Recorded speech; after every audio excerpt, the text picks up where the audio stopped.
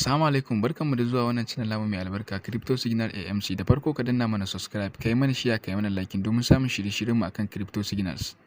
Assalamu alaikum, barkanmu da sake saduwa cikin wannan asubanci a kuma wannan channel mai albarka. Still yau ana zo da wani airdrop mai suna Volcanix. Airdrop mai suna Volcanix zaka je YouTube description na wannan bidiyo ka je ka kwafa contract address na wannan token mai suna Volcanix. Zaka kwafa kuma link na wannan airdrop din duka a can. Da farko dai zaka zo nan gurin,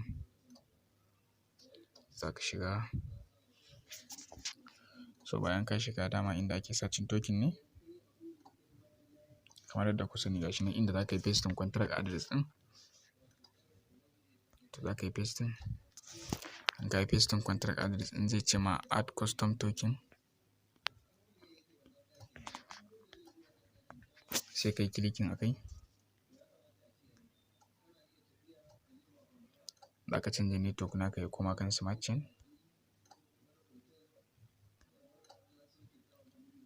Contract address ɗin zaka yi pasting a nan gurin,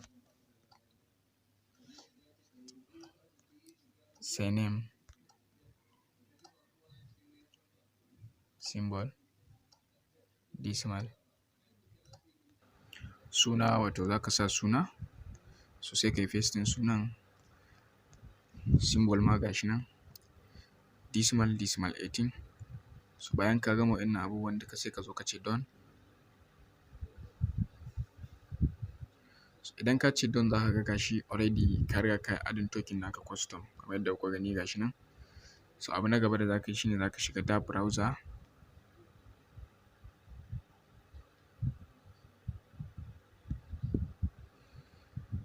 Idan ka shigo DApp browser za ka yi pasting wato link na wannan airdrop ɗin a ciki.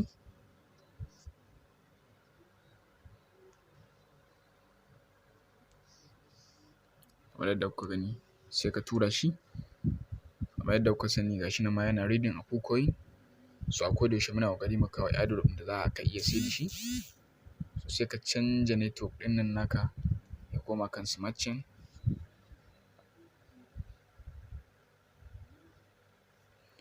So sai ka duba ina ne aka rubuta claim BCX gashi nan.